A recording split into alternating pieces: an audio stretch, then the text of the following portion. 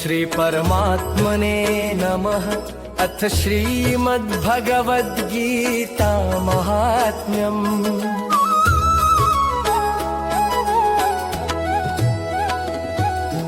गीताशास्त्रमिदं पुण्यं यः पठेत् यतः पुमान् विष्णोः पदमवाप्नोति भयशोकादिवर्जितः। गीताध्ययनशीलस्य प्राणायामपरस्य च नैव सन्ति हि पापानि पूर्वजन्मकृतानि च। मलनिर्मोचनं पुंसां जलस्नानं दिने दिने सकृद्गीताम्बसि स्नानं संसारमलनाशनम्। गीता सुगीता कर्तव्या किं मयि शास्त्रविस्तरैः। या स्वयं पद्मनाभस्य मुखपद्मात् विनिःसृता। भारतामृत सर्वस्वं विष्णोर्वक्त्राद् विनिःसृतम्। गीता गङ्गोदकं पीत्वा पुनर्जन्म न विद्यते। सर्वोपनिषदो गावो दोग्धा गोपालनन्दनः। पार्थो वत्स सुधीर्भोक्ता दुग्धं गीतामृतं महत्। एकं शास्त्रं देवकी पुत्र गीतमेको देवो देवकी पुत्र एव। एको मन्त्रस्तस्य नामानि यानि कर्माप्येकं तस्य देवस्य सेवा।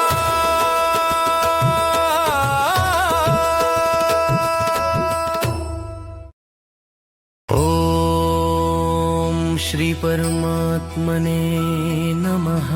श्रीमद्भगवद्गीता अथ प्रथमोऽध्यायः। धृतराष्ट्र उवाच धर्मक्षेत्रे कुरुक्षेत्रे समवेतायुयुत्सवः। मामकाः पाण्डवाश्चैव किमकुर्वत सञ्जयः।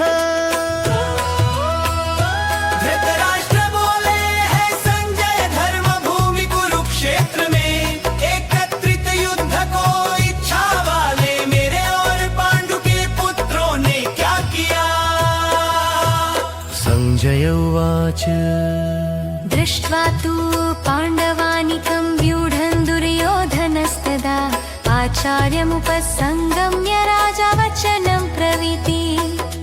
संजय बोले उस समय राजा दुर्योधन ने व्यूह रचना युक्त पांडवों की सेना को देखकर और द्रोणाचार्य के पास जाकर यह वचन कहा। पश्येतां पाण्डुपुत्राणामाचार्य महती चमुम्। व्यूढां द्रुपदपुत्रेण तव शिष्येण धीमता। हे आचार्य आपके बुद्धिमान शिष्य द्रुपद पुत्र धृष्टद्युम्न द्वारा व्यूहकार खड़की हुई पांडुपुत्रों की इस बड़ी भारी सेना को देखिए।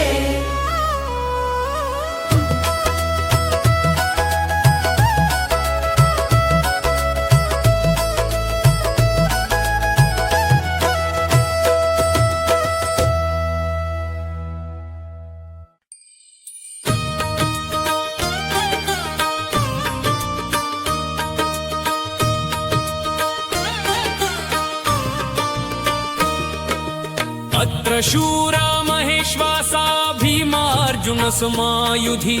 युयुधानो विराटश्च द्रुपदश्च महारथः।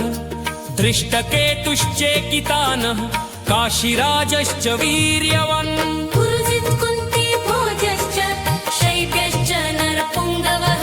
युधामन्युश्च विक्रान्त उत्तमौजाश्च वीर्यवान्। सौभद्रो द्रौपदेयाश्च सर्व एव महारथाः। इस सेना में बड़े बड़े धनुषों वाले तथा युद्ध में भीम और अर्जुन के समान शूरवीर सात्यकी और विराट तथा महारथी राजा द्रुपद धृष्टकेतु और चेकितान तथा बलवान काशीराज पुरुजित कुंती भोज और मनुष्यों में श्रेष्ठ शैब्य पराक्रमी युधामन्यु तथा बलवान उत्तमौजा सुभद्रा पुत्र अभिमन्यु एवं द्रौपदी के पांचों पुत्र ये सभी महारथी हैं।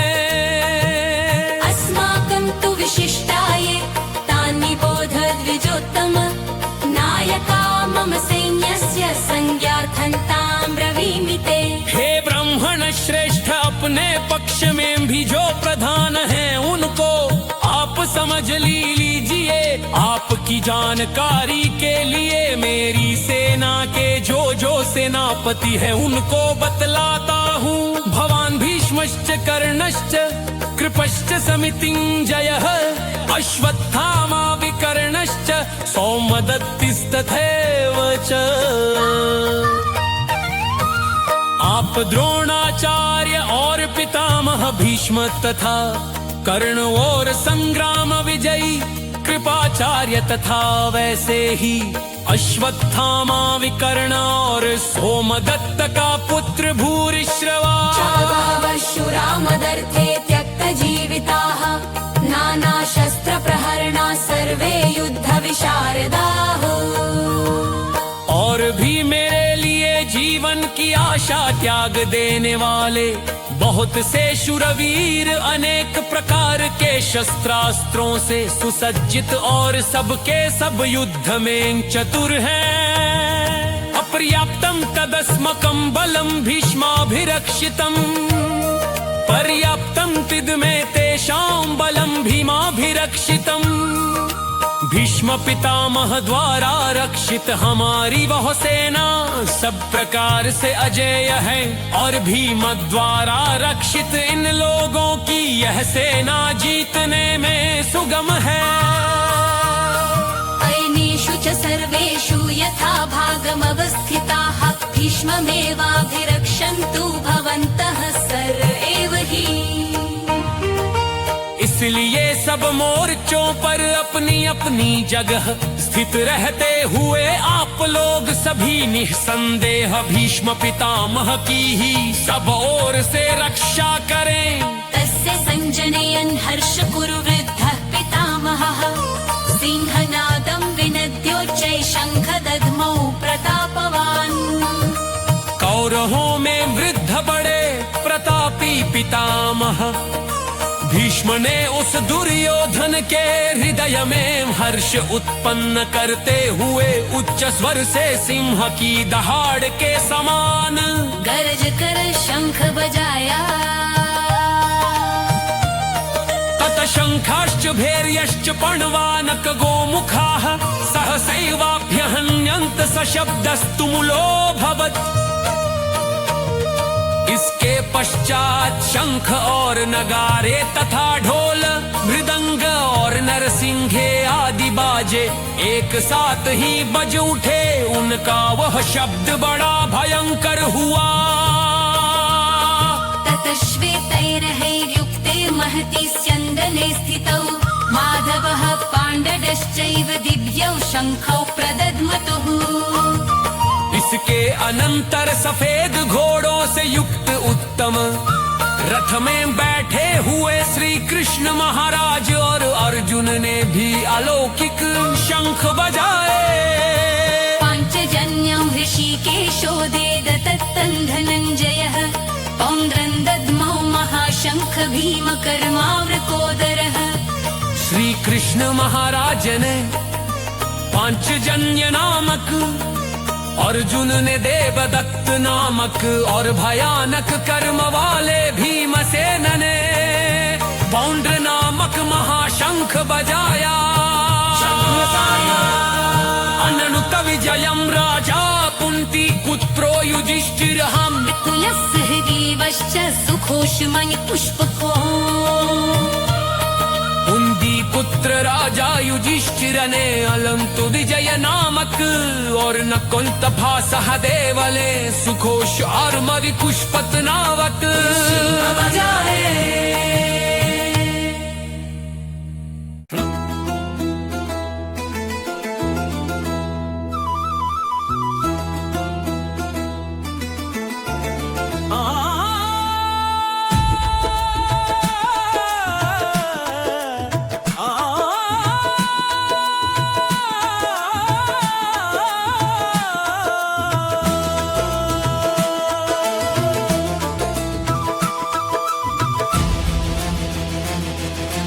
काश्यश्च परमेश्वास शिखण्डी च महाराथ दृष्टद्युम्नो विराटश्च सात्यकिश्च अपराजितः द्रपदो द्रौपदेयाश्च सर्वश पृथिवीपते सौभद्रश्च महाबाहु शंखान ददुः पृथक पृथक श्रेष्ठ धनुष वाले काशीराज और महारथी शिखंडी एवं धृष्टद्युम्न तथा राजा विराट और अजेय सात्यकी राजा हुपद एवं द्रौपदी के पांचों पुत्र और बड़ी भुजा वाले सुभद्रा पुत्र अभिमन्यु इन सभी ने है राजन सब ओर से अलग अलग शंख बजाए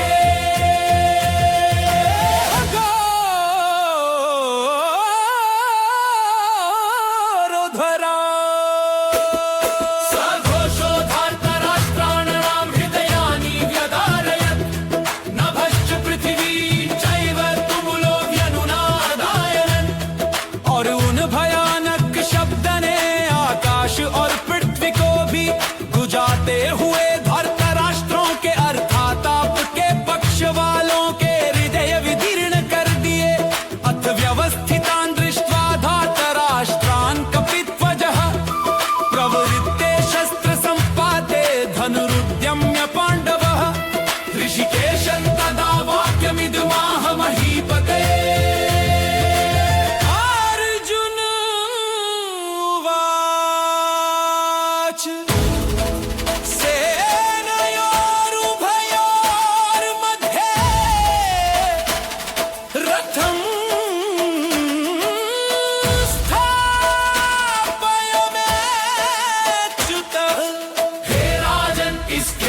कपिध्वज अर्जुन ने मोर्चा बांध कर डटे हुए धृतराष्ट्र संबंधियों को देखकर उस शस्त्र चलने की तैयारी के समय धनुष उठाकर ऋषिकेश श्री कृष्ण महाराज से यह वचन कहा हे अच्युत मेरे रथ को दोनों सेनाओं के बीच में खड़ा कीजिए यावदेतांतरिक्षे हम युद्ध का मानवस्थितान् कर्मया सह योद्धव्यमस्मिन् रणसमुद्यमे और जब तक कि मैं युद्ध क्षेत्र में डटे हुए युद्ध के अभिलाषी इन विपक्षी योद्धाओं को भली प्रकार देख लूं कि इस युद्ध रूप व्यापार में मुझे किन किन के साथ युद्ध करना योग्य है तब उसे खड़ा रखिए योत्स्यमानान् वेक्षेऽहम्